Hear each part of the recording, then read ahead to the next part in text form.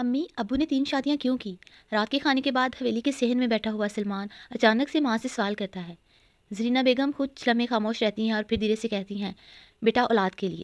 سلمان چونک جاتا ہے، لیکن امی جان، دادا جان کی بھی تو 3 شادیاں تھیں، کیا وہ بھی اولاد کے لیے تھیں؟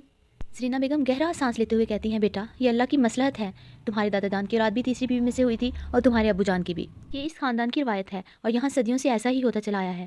سلمان بے یقینی سے ہنستا ہے اور کہتا ہے، میں ان روایتوں کو نہیں مانتا امی جان، اولاد قسمت سے ہوتی ہے، شادیوں کی تعداد سے نہیں۔ زرینہ بیگم اچانک سے کچھ کہتے کہتے خاموش رہ جاتی ہیں۔ سلمان کو اپنی کلاس فیلو ماہم سے محبت تھی اور وہ اسی سے شادی کرنا چاہتا تھا، لیکن ایک دن جہانگیر خان اسے اپنے کمرے میں بلاتا ہے اور کہتا ہے، بیٹا میں نے تمہاری نسبت تمہاری چچا زاد نورین سے طے کر دی ہے۔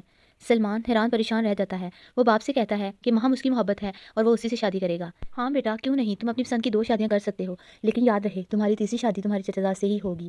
سلمان کے لیے یہ بات ایک جھٹکے سے کم نہ تھی، لیکن ابو جان میں صرف ایک شادی کروں گا اور وہ ماہم سے ہوگی۔ اس نے باپ سے بحث نہیں کی، لیکن اس نے یہ ٹھان لیا تھا کہ وہ صرف ایک شادی کرے گا۔ کچھ دن بعد ماہم اس کی زندگی میں آئی تو اس کا بہت اچھا استقبال کیا گیا اور دوسری طرف اسے روایات کے نام پر عجیب و غریب قسم کے مشروبات پلائے گئے۔ جب ماہم کے ہاں اولاد نہیں ہوئی تو اسے ڈاکٹر کے پاس لے جایا گیا۔ ڈاکٹر نے بتایا کہ وہ کبھی ماں نہیں بن سکتی۔ جہانگیر خان نے اس بار سلمان کی شادی عائزہ سے طے کر دی، جبکہ وہ ایسا نہیں چاہتا تھا۔ اب کی بار عائزہ اس کی زندگی میں آئی۔ عائزہ ایک پڑھی لکھی اور سلجھی ہوئی لڑکی تھی، اس کا بھی بالکل ماہم جیسا استقبال کیا گیا۔ عائزہ کے دل میں مختلف سوالوں نے جنم لیا۔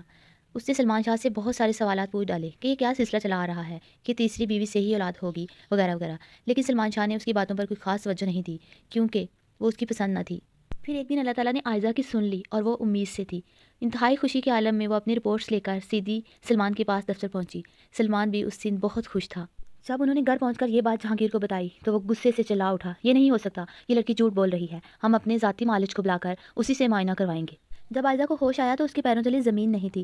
جہانگیر خان اسے گھر چھوڑ کر جانے کا کہہ رہا تھا، تم ایک جھوٹی لڑکی ہو، ڈاکٹر بتا رہا ہے کہ تم کبھی ماں نہیں بن سکتی۔ سلمان آپ تو میری بات کا یقین کریں، یہ سب جھوٹ ہے، میں سچ میں امید سے تھی۔ سلمان آپ کو اللہ کا واسطہ مجھ پر یقین کریں، سلمان پلیز۔ بہرحال اسے گھر سے نکال دیا گیا۔ وہ روتی روتی لڑکی جاتے جاتے سلمان کی زندگی میں بہت سارے سوالات چھوڑ گئی۔ اب سلمان کی شادی نورین سے بہت دھوم دھام سے کر دی گئی۔ محض 1 ماہ بعد نورین امید سے تھی اور حویلی میں جشن کا سماں تھا۔ اس رات سلمان نے اپنے امی ابو کی گفتگو سن لی۔ زرینہ بیگم کہہ رہی تھی، جہانگیر خان مجھے وہ لڑکی نہیں بھولتی جو روتی روتی ہمارے گھر سے نکلی تھی، کیسے ہم نے اس کا بچہ چھین لیا، ہم اتنے ظالم کیسے ہو سکتے ہیں، وہ ہمارے بیٹے کا خون تھا۔ زرینہ بیگم چھوڑو تمام باتیں، آج خوشی کا موقع ہے اور میری بات یاد رکھو، اپنے خاندان کی روایات کی پاسداری کے لیے میں کسی بھی حد تک جا سکتا ہوں۔ سلمان چیخ اٹھا، ابا جان آپ نے میرے ساتھ کیا کر دیا؟ عائزہ سچ کہہ رہی تھی، اوف میرے خدا، خدایا مجھے معاف کر دینا، عائزہ مجھے معاف کر دینا، یہ میں نے کیا کر دیا؟ آپ کی یہ حویلی اور آپ کی روایات آپ کو مبارک، میں آپ کو ہمیشہ کے لیے چھوڑ کر جا رہا ہوں، اپنی روایات کے ساتھ زندہ رہیں۔ سلمان نے ماہم اور نورین کو ساتھ لیا اور حویلی کو ہمیشہ کے لیے خیرآباد کہہ دیا، اور اب اسے عائزہ کی تلاش تھی۔ خیر وہ کسی طور عائزہ کو لے آیا، لیکن عائزہ پاگل ہو چکی تھی، وہ بس ایک ہی بات کرتی تھی، میرا بچہ کہاں ہے، میرا بچہ کہاں ہے؟